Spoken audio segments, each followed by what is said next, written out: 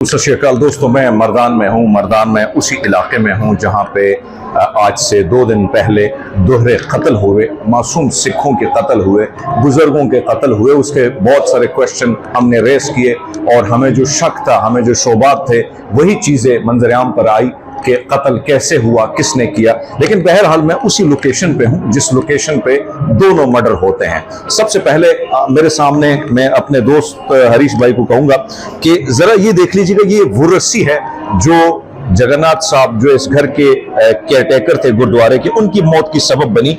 उमूमन जब भी कोई आता था वो ये रस्सी खींच लेते थे और वो शख्स अंदर गुरुद्वारे में माथा टेकने या अंदर दर्शन देने के गुरु ग्रंथ साहब के दर्शन करने के लिए आ जाते थे।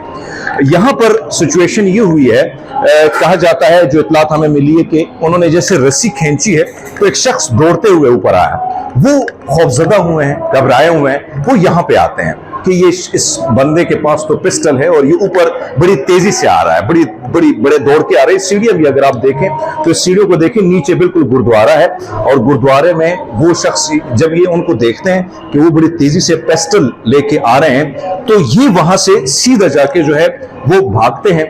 और ये वो एग्जैक्ट लोकेशन है जिस लोकेशन को आप देख सकते हैं। अभी यहाँ पे मोमबत्ती भी जलाई गई थी, तो इसी लोकेशन पे वो आके उन पर फायरिंग करते हैं। फायरिंग के नतीजे में वो यहाँ पर गिर जाते हैं। यहाँ पे गिरने के बाद जो कातिल है, जो दरिंदा है, एग्जैक्टली मैं उसी लोकेशन पे भी आपको लेके जाऊंगा जहां पर जो बुजुर्ग खातून थी आशावंती जी, उनका भी कत्ल होता है। यहां से क्योंकि ये भागते हुए जाते हैं, इनको शूट किया जाता है। वो जो पुलिस है, वो जो दरिंदा जो यहाँ पे मुहाफिज था, जो कातिल बना, वो एग्जैक्टली इसी लोकेशन पे पहले गुरुद्वारे में ड्यूटी देता था। मुख्तलिफ इतलात ये हैं जो हमारे पास रिपोर्ट हुई हैं कि भाई वो इसको पहले भी मुबैयन तौर पर धमकियां देता था और इन्होंने 12 सिख कम्युनिटी जो है उनको बताया है कि भाई मुझे इस किस्म की चीजें मिलती हैं, लेकिन इनको लोगों ने इन चीजों को इग्नोर किया।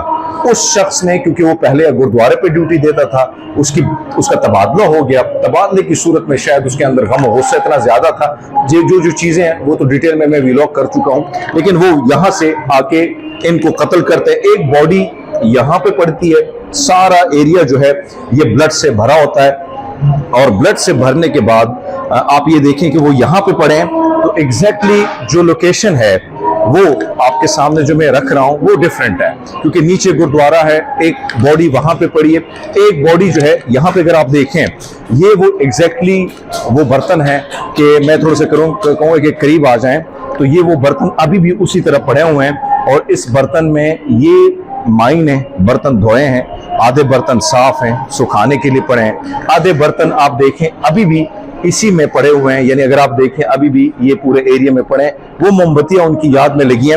उनको जब कत्ल किया जाता है तो जैसे उनको गोलियां लगती हैं, एग्जैक्टली ये लोकेशन है जहां पे वो गिरती है। इस चारपाई पे बॉडी डाली जाती है।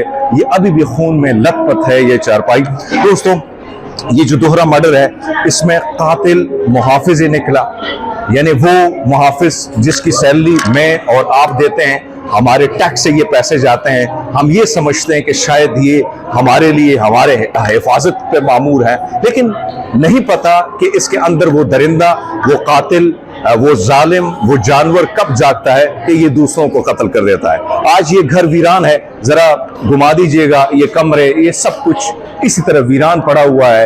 ये पंखे वगैरह कल उन्होंने क्लियर किए हैं।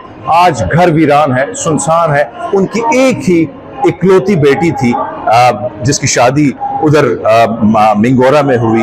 वो प्रेगनेंसी के हालत में यहाँ पे है, नींद बेहोश हालत में। एक दरिंदा, एक कातिल जब किसी को कत्ल करता है, कम से कम उसको ये सोचना चाहिए कि ये जो 2 शख्सियात हैं, आपने उनसे जिंदगी तो छीन ली है, लेकिन जो पीछे रह जाते हैं, जो उसकी फैमिली होती है, जो उसके रिश्तेदार होते हैं, जो उसके बच्चे होते हैं, वो कितने कर्ब में जिंदगी गुजारते हैं। आप जीते जागते उनको मार देते हैं। हर वो दिन, हर वो नया लम्हा, हर वो नई सुबह जो है और हर नई रात दर्द से भरी होती है, तकलीफ से भरी होती है। और वो तकलीफ एक वक्त के लिए, एक लम्हे के लिए नहीं होती, बल्कि वो सारी उम्र का रोग आपको लग जाता है। आज घर सुनसान हो गया है, वो दरिंदा पकड़ जा चुका है। ऐसे दरिंदों को जो है फांसी पर लटकाना तो मैं समझता हूं कि बहुत कम ही सजा है। इन जैसे लोगों को ऐसी सजाएं, इबरतनाक सजाएं देनी चाहिए कि कम से कम वो जब किसी का घर उजाड़ते हैं, किसी का घर तबाह करते हैं, तो फिर वो 10 बार सोचें कि मेरे साथ वही होगा। अनफॉर्चुनेटली पाकिस्तान में अदालती निजाम इंतहाई नाकिस है। जजेस स्क्रिप्ट पढ़ के ही फैसला देते हैं, पुलिस का निजाम, उस पर कई क्वेश्चन रेज होते हैं, लेकिन इंसाफ अगर होता तो यकीनन इस किस्म के कातिल, इस किस्म के दरिंदे इसी तरह दंदनाते ना फिरते। यहां से मुझे दीजिएगा इजाजत। अफसोसनाक खबर के साथ अपना बहुत सारा ख्याल रखिएगा। अल्लाह हाफिज।